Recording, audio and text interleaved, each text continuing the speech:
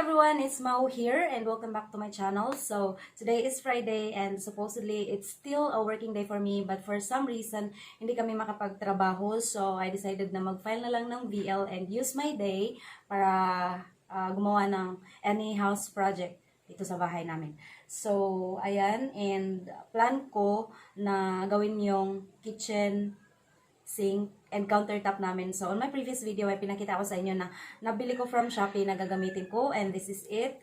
So, bumili ako ng self-adhesive and waterproof na wallpaper na ilalagay ko doon kasi wood lang yung nasa countertop, guys, and kapag palagi siyang nababasa, baka mas madali siyang masira. So, tingnan natin kung mag-work out to kasi sabi waterproof siya, so hindi papasok yung water sa wood, sa kahoy. So ayan, that's the plan, but bago ko siya magawa, kailangan ko muna alisin yung mga bagay-bagay doon. So all the things na nandun, kailangan ko ilipat maybe dito sa table para walang storbo doon, walang sagabal. Yeah, that's the plan. Tapos, right now, it's already 10:30 in the morning. Katatapos ko lang kasi tinapos ko lang muna yung devotional ko bago ako magsimula dito kasi kapag hindi ko na isulat yun, baka hindi ko na talaga siya maisulat pa ngayong araw kasi mabibisi na ako. And kapag nakapagsimula akong gagawa ng any house project dito sa bahay, parang ayoko nang mag-stop. So, ayun siya. That's the plan, and let's find out together kung mag-workout tong wallpaper na to. But bago ang lahat, kapag hindi ka pa subscribe sa channel ko, please consider subscribing and hit the bell button below so you'll be notified every time I post a new video, and para naman updated kayo for all the upcoming videos regarding sa pag-aayos namin ng house na to. So, subscribe and like this video and share this to your friends para naman matulungan ang channel ko na mag-grow. Okay guys, so ayan yung current situation ng aming kitchen, ang tawag doon, kitchen sink, countertop, I'm not sure. Pero ayan siya, may mahugasin pa ako dyan. And then ayan, kukunin ko yan lahat. And plan ko sana na gawan din ito ng cabinet, pero as of the moment, wala pa kaming nabili ng mga kahoy, so wala akong magagamit. So, ito na lang muna yung gagawin ko. So, kunin ko yung mga things na yan. And then, the wall, may kaunti pa akong paint na natira. So, ipipaint ko muna siya bago ko gawin yung pag-wallpaper dyan. So, that's the plan. And, we'll see if anong kalalabasan nito.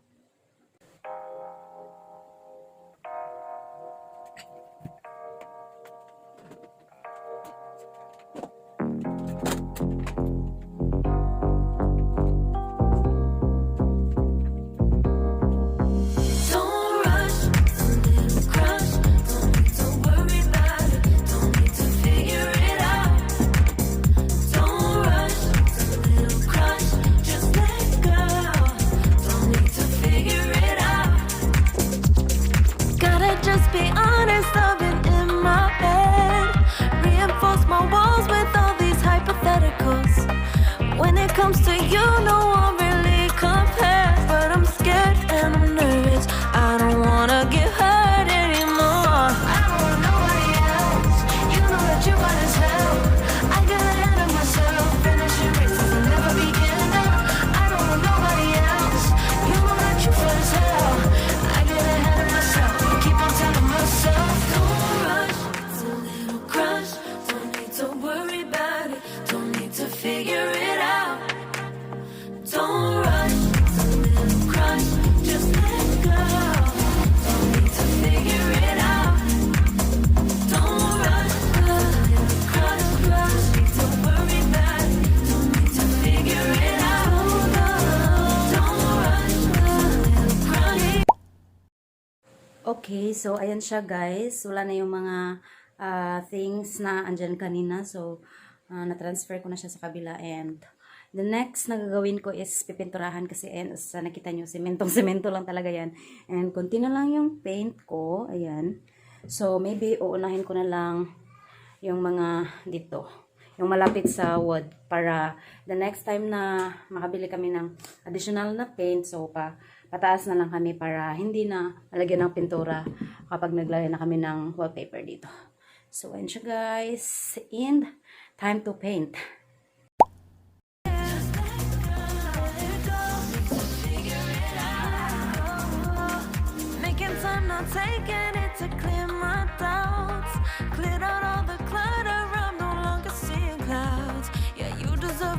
better. You deserve much better, and I deserve a chance at your love. I don't want nobody else. You know that you want as hell. I got ahead of myself, finishing races will never begin. I don't want nobody else. You know that you want as hell. I get ahead of myself, keep on telling myself, don't rush, rush, don't worry about it, don't need to figure it out. Don't rush, it's a little crush, just let go. Don't need to figure it out. Don't rush, a little crush, don't worry about it, don't need to figure it out. Don't rush, a little crush, just let go. Don't need to figure it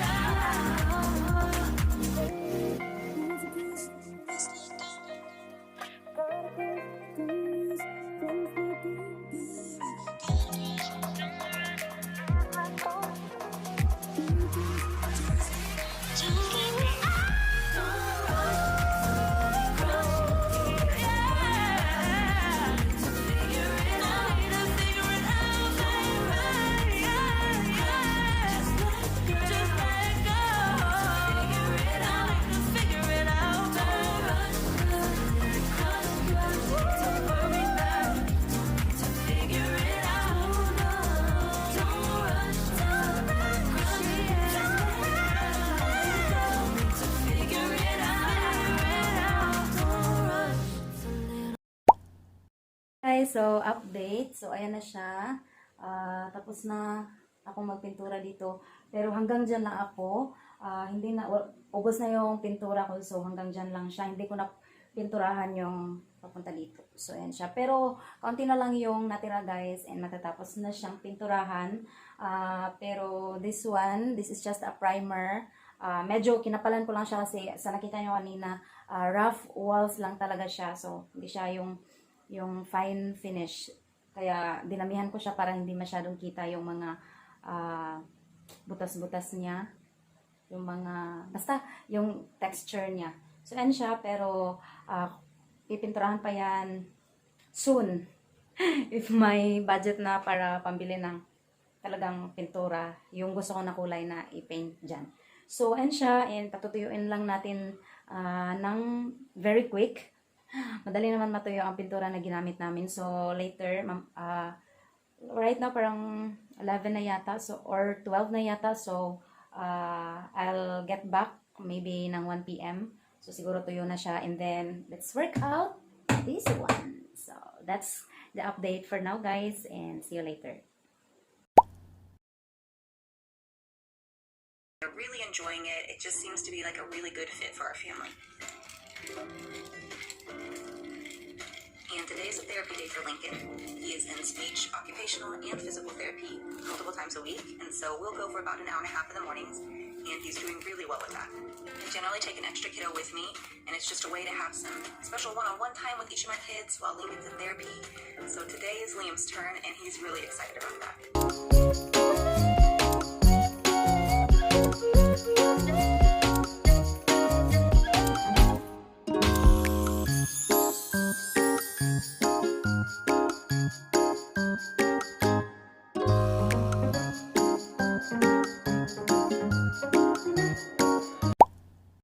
Hey guys, so it's been 2 hours since natapos ako mag-paint kanina. So, it's already dry in this part, sa lower part. Pero dito medyo basa pa siya. Pero it's okay lang kasi dito lang naman yung kailangan natin. So, now let's start putting our wallpaper. Let's go!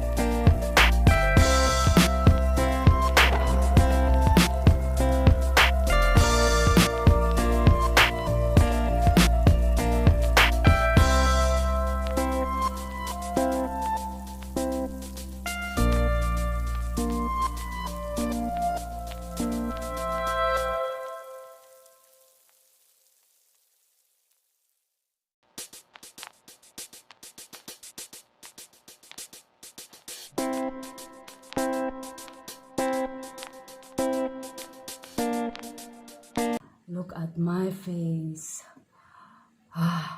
Ang init. Pinagpawisan ako.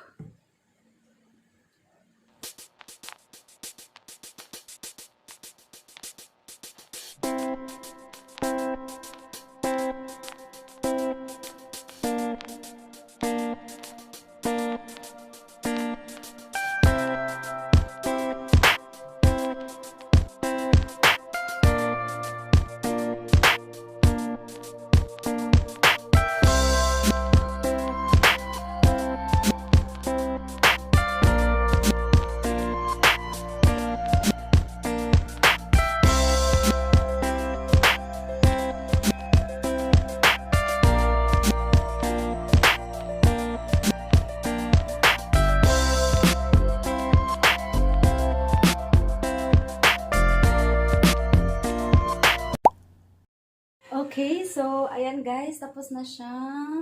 And it turns out really good. So cute. Ayan, tingnan nyo. Ang cute-cute lang niya guys, na parang marble talaga siya. Ayan siya. And then, may kaunti pang natira dun sa isang roll. So, tipid lang pala siya. Ang dami niya pala guys. So, ayan. Look at that! Amazing!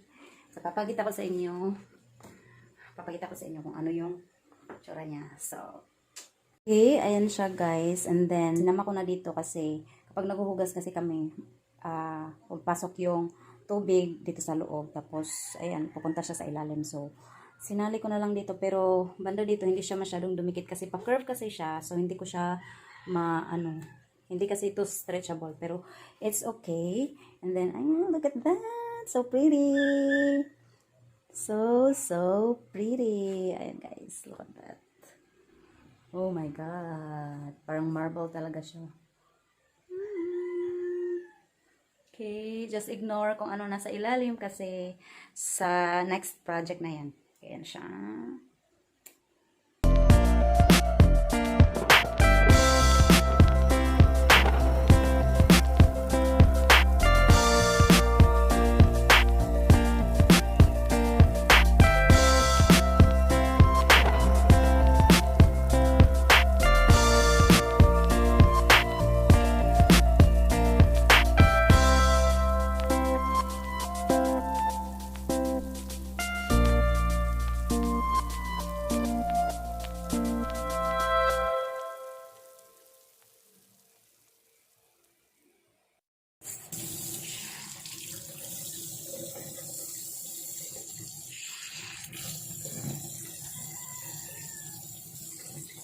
So, ayan siya. Ayan siya guys, tingnan nyo.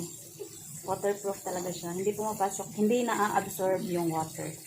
So, this is perfect para sa amin kasi dito din kami nahuhugas ng mga plates. So, tapos ang liit lang ng sink namin. So, hindi may iwasan na pupunta dito yung water. So, kaya kailangan namin ng waterproof na countertop kasi wood lang yung nasa ilalim nito. And kapag palagi nababasa yung wood, so madali siyang masira.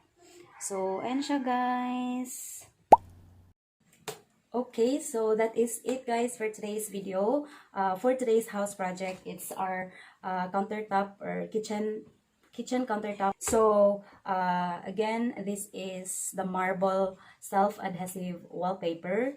So, pinili ko yung parang marble design kasi parang pang countertop talaga siya. And cute niyang tingnan guys. Tapos glossy and then waterproof and sobrang madikit niya guys. And isa pa, sobrang mura niya lang. I think it's, if I'm not mistaken, it's 199 or basta hindi siya umabot ng 200. I'll put the price right in the screen para naman may idea kayo. And kapag meron kayong countertop na hindi nyo pa na makeover kasi medyo alanganin sa budget, I recommend this one kasi kung matatanggal na siya or kung masisira na siya, hindi naman lugi kasi mura lang siya, diba?